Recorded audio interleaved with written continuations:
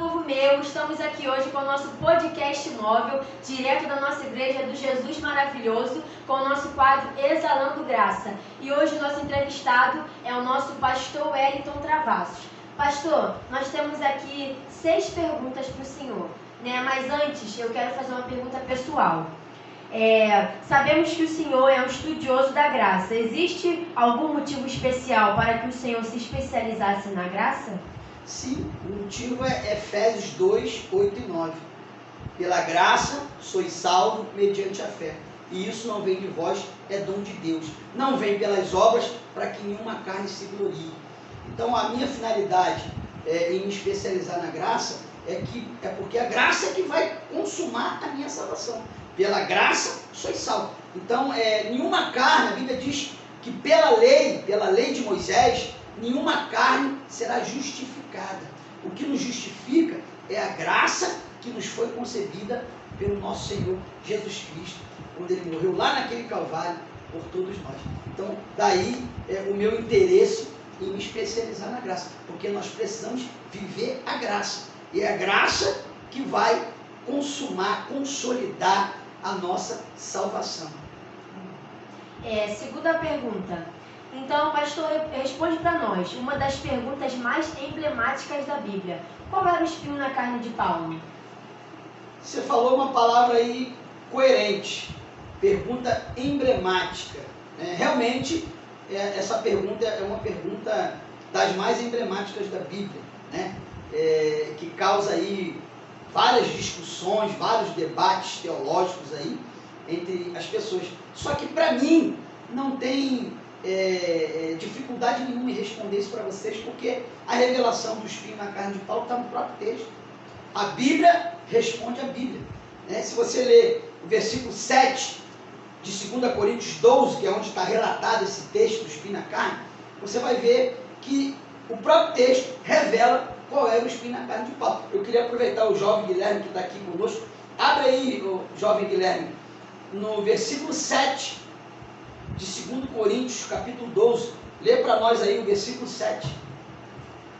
2 Coríntios 12, 7. E diz assim a palavra do Senhor: E para que não me exaltasse pelas excelências das revelações, foi-me dado um espinho na carne, a saber, um mensageiro de Satanás, para me esbofetear, a fim de não me exaltar.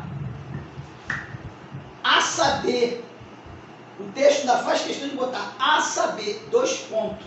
Um mensageiro de Satanás para me esbofetear. Essa é a revelação, está aí no texto. Qual era o espinho na carne de Paulo? As surras que ele tomava, os espancamentos que ele sofria, né? As chicotadas, as chibatadas, as prisões, os maltratos que ele sofria. Tudo isso resume o espinho na carne de Paulo. É isso. Então não tem que ficar inventando moda. Eu já vi pessoas dizer que é porque ele tinha um problema na vista, isso incomodava ele, né? Outros dizem que ele era gago, e aquela gagueira tinha hora que deixava ele aflito, e ele vivia pedindo a Deus para curar ele daquela gagueira. Outros dizem que era uma fraqueza com mulher. Então tem várias historinhas aí que não tem base bíblica nenhuma, mas o que eu estou falando para vocês aqui, o que eu estou afirmando para vocês aqui, tem base bíblica. Está na Bíblia. Então eu me responsabilizo com aquilo que eu falo, porque a Bíblia me dá esse respaldo. Mas pastor, existe base bíblica para essa afirmação? Exatamente, é o que eu acabei de falar. A base bíblica está aí. Aí, versículo 7. A saber, um mensageiro de Satanás a me esbofetear. Esse é o espinho na carne de Paulo. As muitas surras que ele tomava. Todas as vezes que Paulo saía para pregar a palavra de Deus, a fazer a obra de Deus, ele apanhava. Ele era preso, ele tomava chibatada. Esse era o espinho na carne. Isso estava incomodando muito ele. Por quê? Porque Paulo já estava com o corpo dele todo dilacerado, de tanto apanhar. E ele fala isso numa das suas cartas, né, que ele vai dizer: eu carrego no meu corpo as marcas de Cristo. Paulo era todo quebrado, todo cheio de cicatriz, cheio de arranhão, cheio de fratura para tudo que é lugar, né, de tanto que ele apanhou. Uma das vezes ele foi apedrejado, pensaram que ele morreu, pegaram o corpo dele e jogaram para fora da cidade. mas ele não estava morto, se levantou e entrou na cidade e continuou pregando a palavra. Então o espinho na carne de Paulo era esse, os mensageiros que o diabo enviava para poder agredir ele, para bater nele, para surrar ele. Amém. Quarta pergunta. Mas esse mensageiro que vinha esbofetear Paulo, isso não seria uma linguagem figurada? Não. Embora a gente sabe que a Bíblia, existem 3 linguagens para se interpretar a Bíblia. A literal, né?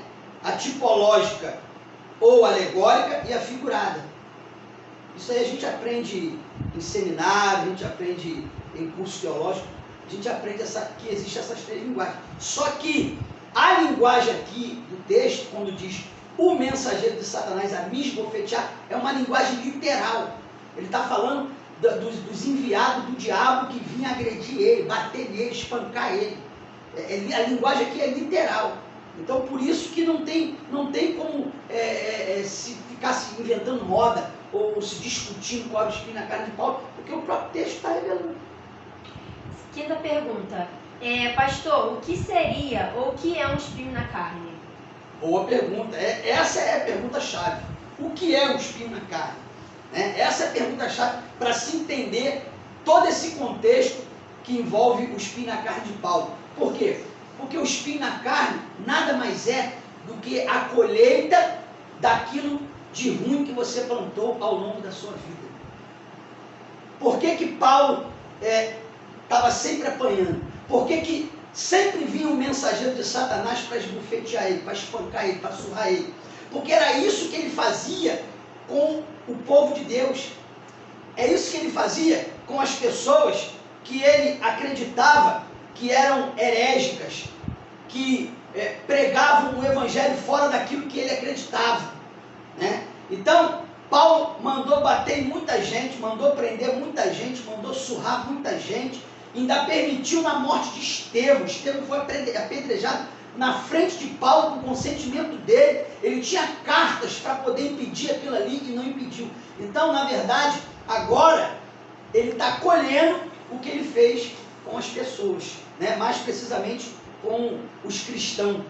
E agora ele estava colhendo aquilo que ele plantou. Então o espinho na carne é isso. O espinho na carne é você colher aquilo de ruim que você plantou ao longo da sua vida. E disso Deus não livra ninguém, meu amado. Não se engana não. Deus não livra ninguém de espinho na carne, porque o espinho na carne é a colheita das coisas ruins que nós plantamos ao longo da nossa vida. Eu colho até hoje coisas ruins, porque quando eu era do mundão perdido, eu não tinha juízo, eu não tinha Cristo, eu também fiz um monte de lambança e eu colho até hoje essas lambanças. Sexta pergunta. Pastor, por que a Bíblia faz questão de dizer que ele orou 3 vezes ao Senhor para livrá-lo daquele espinho?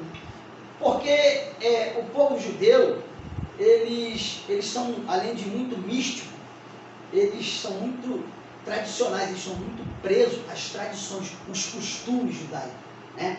E um dos costumes judaicos quando um judeu ele vai orar a Deus para pedir alguma coisa, ele só ora uma vez por aquela coisa, porque eles entendem que Deus não é surdo para você toda hora ficar pedindo a Deus a mesma coisa. Então eles só oram uma vez só por aquilo que eles querem pedir a Deus, né? E quando Paulo ele revela aí que ele orou 3 vezes, ele está de Paulo como um bom judeu, né? Conhecia as tradições judaicas, ele está dizendo que ele quebrou a regra, ele quebrou a tradição. O espinho na carne estava incomodando tanto ele, que ele orou mais de uma vez para ver se Deus livrava ele desse espinho na carne. Então por isso que o texto faz questão de revelar isso. Ele quebrou a regra, quebrou a tradição para ver se ele conseguia obter de Deus essa dádiva de ficar livre daquele espinho na carne. Sétima pergunta. É possível afirmar que Paulo se conformou com o não do Senhor para ele? Sim, sim. Os versículos subsequentes aí vão nos mostrar claramente que ele ficou satisfeito com o não de Deus, né? Por quê? Porque ele mesmo depois vai relatar. Lê para a gente aí, Guilherme, do versículo 9 em diante. 2 Coríntios 12, do 9 em diante, diz assim a palavra do Senhor: E disse-me: a minha graça te basta, porque o meu poder se aperfeiçoa na fraqueza. De boa vontade, pois me gloriarei nas minhas fraquezas, para que em mim habite o poder de Cristo. Pelo que sinto prazer nas fraquezas, nas injúrias, na necessidade, nas perseguições, nas angústias, por amor de Cristo. Porque quando estou fraco, então sou forte. Ô glória, olha aí, olha que quando ele pede a Deus para ficar livre desse espinho na carne, né, Deus fala para ele: Paulo, a minha graça te basta. Aqui eu acho algo muito interessante aqui, né, uma revelação desse texto aqui, porque enquanto Paulo queria que o espinho saísse da vida dele, o Senhor queria que a graça entrasse. Isso aqui é uma revelação para você que está me assistindo, para vocês jovens que estão aqui, né? Em vez de você pedir para Deus te livrar de algo que está te incomodando, ora diferente, pede para Ele te dar mais graça, para você suportar e passar por aquilo ali que você está passando com excelência, para a glória de Deus. Às vezes a gente ora errado. Tiago diz: pedis e não recebeis porque pedis mal. Então não peça a Deus para te livrar daquilo que Ele quer que você passe. Não peça a Deus porque você está orando errado. Peça a Deus para te dar mais graça. Senhor, me dá mais graça, porque a tua graça me basta. A tua graça é suficiente para que eu possa suportar e superar esses momentos ruins que eu estou passando, né? Então, esse texto final, ele entendeu o não de Deus. Ele entendeu que ele estava colhendo o que ele plantou. É o que ele diz lá à igreja de Gálatas. Quando ele fala à igreja de Gálatas, em Gálatas 6:7, está escrito assim, ó: não vos enganeis, Deus não se deixa escarnecer. Tudo que o homem plantar, isso ele colherá. Paulo, quando ele fala isso à igreja de Gálatas, ele está falando isso baseado nessa experiência que ele teve com o Senhor Jesus do espinho na carne aqui. Porque ele aprendeu que o espinho na carne dele era a colheita das maldades que ele fez, das surras que ele mandou dar nos cristãos, das prisões, das perseguições que ele fez contra o povo. Ele entendeu que aquilo ali era uma colheita, e ele entendeu que de colheita, Deus não livra ninguém, não. Por isso que ele fala: não erreis, Deus não se deixa escarnecer. Tudo que o homem plantar, ele vai colher, seja para o bem ou seja para o mal. Então, se você não quer colher coisas ruins na tua vida, então não planta coisas ruins, planta coisas boas, que aí você só vai colher coisas boas, né?